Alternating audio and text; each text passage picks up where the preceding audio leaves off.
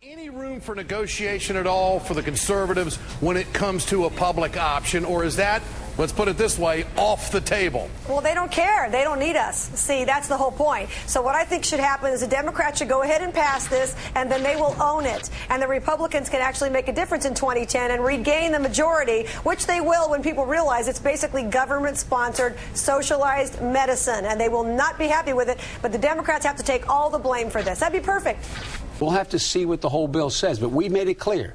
We do not believe you should be taxing the benefits that people receive through their employers now. Heidi Harris, what's your response to that? You trust the administration on that? Of course I don't. Of course they're going to raise taxes. They're going to have to. You know, the reality is it's not going to save anybody money long term to do this kind of program. You talk about inefficiencies. Of course there are inefficiencies. But government taking over, are you kidding? Government doesn't do anything well. They won't do this well, and it's a scary prospect. Besides that, the main reason they're doing this is to ace out the insurance companies. Government's going to come in. They're going to put a program together that will be easily affordable for everybody.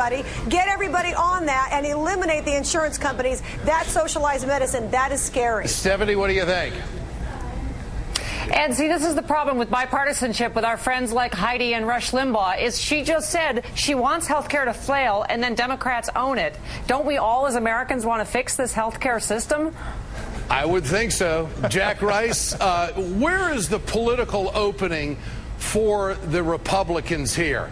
If the American people want a public option, and the latest numbers out there are 64%, if they want it, why don't they just get on board with it? Yeah, you know why? Because they're trying to find the political lever that they have, and they don't have much. I mean, here's the funny thing the Republicans have actually been arguing. They've been saying that if you get this new system, it will be such a disaster that America will fail.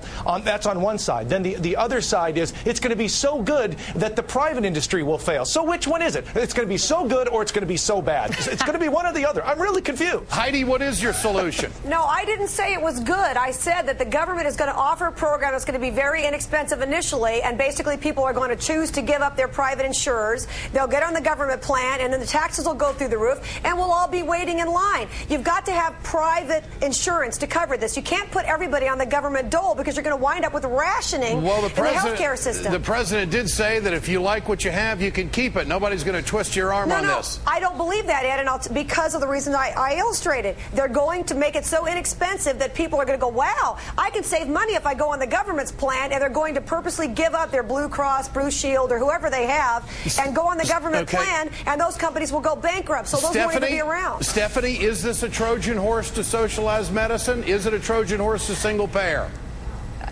It is not. I don't see how much more clearly the president can explain it. And Heidi, public option. The second part of that phrase is option. The president keeps saying if you like what you have, you can keep it.